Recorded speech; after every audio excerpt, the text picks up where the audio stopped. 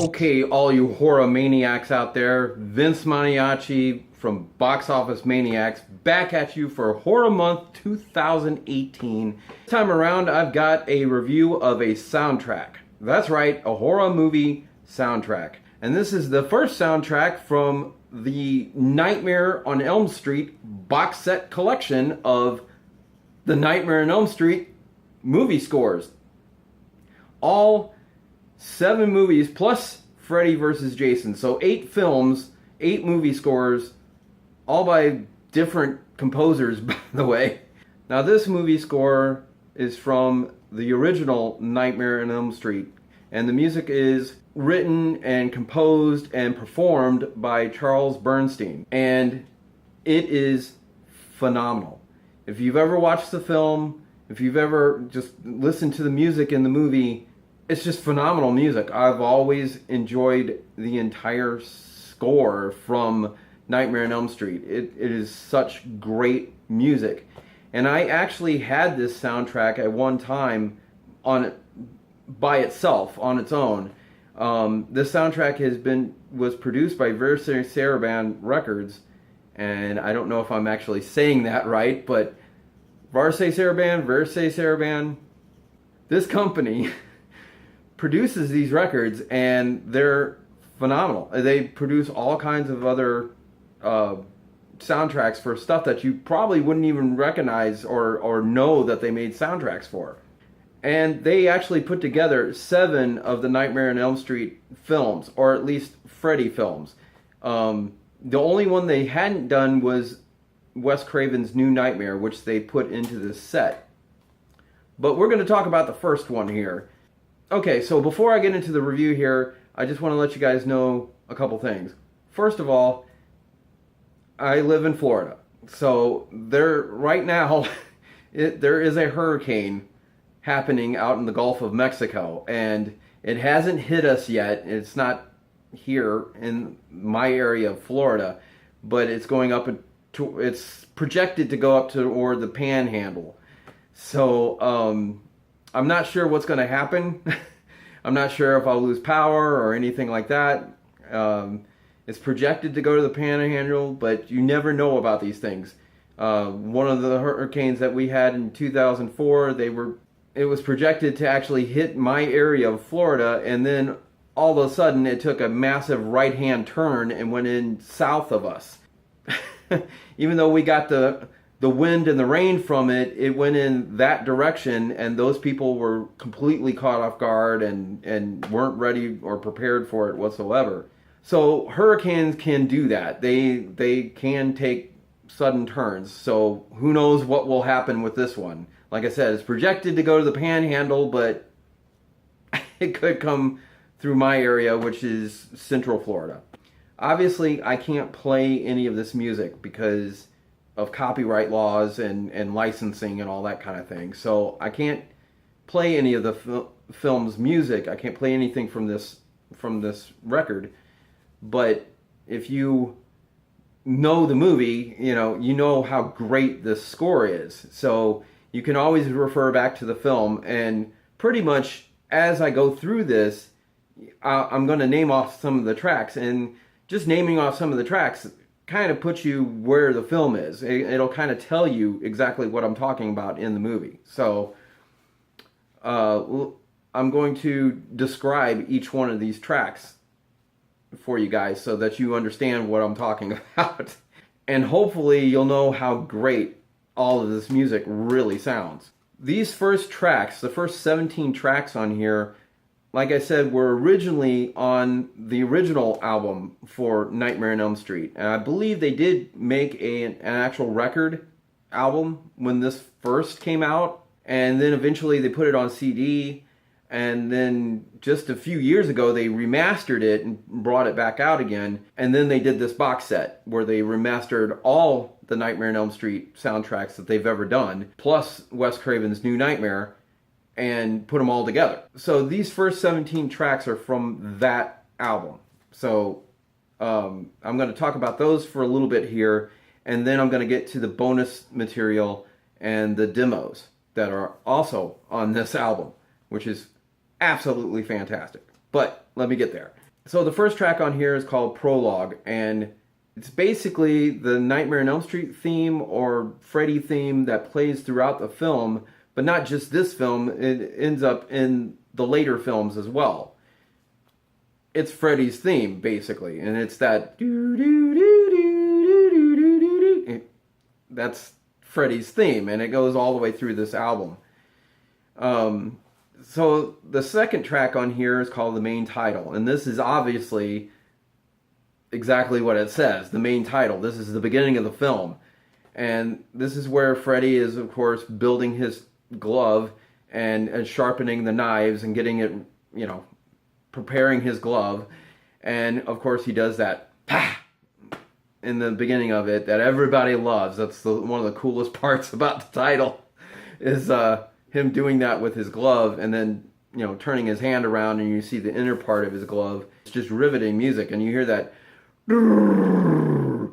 and as that goes down and the title comes up, you see Nightmare on Elm Street, and then it goes in, of course, to Tina's nightmare, her wandering around the boiler room being chased by sheep as well as being stalked by Freddy. Very nightmarish sound, it's all synthesizers and electronic drums and things like that, which at this point in time wasn't really heard of in any kind of movie score. There wasn't a whole lot of that at all. So Charles Bernstein wanted to make this way because it gave it this nightmarish, creepy feel, and that's exactly what it did for the movie. And he originally thought of doing this entire soundtrack as an orchestra, and making it sort of like a John Williams kind of thing, this great big bravado orchestra playing. With Nightmare on Elm Street, if you know anything about the movie, or if you've listened to our review of the movie and the extras, they didn't have a whole lot of money at all to make this film. They were running out of money while they were making this movie. So having no money, having no budget, and very little time to actually do the score, he ended up doing it this way by himself in his own house, in his own studio. So that's how he actually put this together. The next track on here is called Laying the Traps, and this is, of course, when Nancy is putting like the gunpowder inside the light bulbs and putting the wire across the room and setting up the sledgehammer so that it comes down and hits Freddy in the chest, knocks him down the stairs. It's all of that dun dun dun dun dun, and it kind of sounds like this. It actually kind of sounds Mission Impossible like. But then, of course, the Freddy theme is also in there, or the Nightmare theme is also in there. That doon, doon, doon, doon. And all of that was made to complement not only Freddy, but it was also to complement the jump rope song that you hear in the film, with the kids jump roping and singing the 1, 2, Freddy's coming for you. That's what all of that Nightmare theme was supposed to complement. Next is Dream Attack, and this is a really fast paced score for this part of it. This is basically where she's running back to her house after the part with Rod. After she sees Rod in her dream, she sees Rod in the jail cell, and Freddy comes into the jail cell and she tries to wake him up, and she sees Tina in the body bag, and Freddy jumps out and says, "I'm here." It's that scene. It goes into that, and you hear this do do do do do do do do do do do do. It's just fantastic. It's just awesome. So I'm going to skip a couple tracks here and go to the next one, which is called Terror in the Tub. And this, of course, is the music when she's lying in the bathtub taking her bath, and she falls asleep. And this, of course, is the theme where even in your head you can picture exactly what's happening when you listen to this song. So through this music, you can actually, without seeing it visually, you can imagine it in your mind and hear and see Freddy actually reaching up between Nancy's legs in the bathtub at her. I mean, it's that great of a score. It's that well put together that you see this stuff in your head. You can reminisce and remember exactly what happens at those moments. And that's what makes a great soundtrack. And that's this. Great scene, great music. Okay, so now on to the main part of this. The actual meat and potatoes of all this is the bonus and unreleased tracks. Now, the first one is called Horror Movie Source Cue, and it's basically just kind of a horror movie sound. That's all it is. It's not really Freddy-ish, but it's just kind of like this. And it's not even the theme, really. It's just kind of a play on the theme. It's like something that he tried first. Like let me try this first, and let me play this to Wes Craven and see what he thinks, if this is where he's going with this. The next track is track 19, and it's called Nancy Glenn. And this is where Nancy has found out, of course, that Glenn is dead. This is where Nancy is getting ready to face Freddy, and she's saying her prayers before she goes to sleep, and she's setting her watch so that the alarm goes off so she can wake up. And then she starts to go into the boiler room looking for Freddy. Next up is the funeral, and this is pretty self-explanatory. This is where they're at Rod Lane's funeral, and they show the monastery or whatever. Her dad comes over, and her mom comes over and to get her and puts her in the car, and she says, "I know who did it, Dad. It's Freddy Krueger." Next is Freddy's hat. Okay, and I believe where this is, because it is really short. It's actually only 59 seconds long, but I believe where this is actually where she brings Freddy's hat out of her dream. And this is where she's at the dream clinic, and she's had her nightmare, and she's pulling Freddy's hat out from underneath her covers, and she says, "I snatched off his head." Next is the bridge talk, and this is basically where Johnny Depp and Heather Langenkamp, or Nancy and Glenn, talk about the survival skills that the book she's reading, and talk about the dream and how, if you turn your back on the monster in your dream, it disappears. The next one is called Bars on the Window, and this is, of course, when she returns home right after that talk on the bridge. So it goes kind of from that bridge music into the nightmare theme as she sees all these bars on her window, and she's like, "Oh my gosh, what did my mom just do?" Next up is Freddy's glove. And this, of course, is when her mom is talking about Freddy and what happened, and the legend of Freddy and how he died and how they burned him alive, and actually pulls out his glove from in their own boiler down inside their house. And she pulls out the knives and shows it to Nancy and says, "I even took his knives." Next up is Dad at Glenn's, and this is, of course, when Lieutenant Thompson is talking to Nancy, and he goes in to see Glenn's room and sees all the blood everywhere, and and what happened to Glenn. Next up, of course, is the boiler room, and this one is a little over a minute long, and it's basically her wandering around the boiler room looking for Freddy. Next up is Show Yourself, and this is, of course, right before Freddy shows up, and in Nancy's dream, when she finally says, "Show yourself, Krueger, come out, Krueger," and he finally jumps out of the from behind the boilers and stuff. And the next one, of course, is the morning after, and this is exactly what that is. This is the end of the film. This is where Nancy comes out and everything's bright and sunny, and she goes to get in the car with Glenn and Tina and Rod, and the hood comes up and it's Freddy's stripes on the hood, and her mom gets pulled through the window of the door.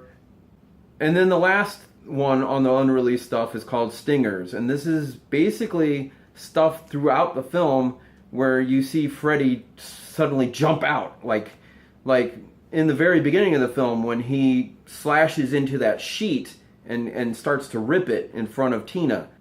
That's this. This is like scenes like that. You hear that ching, you know, and it's where the music really takes this sharp tone.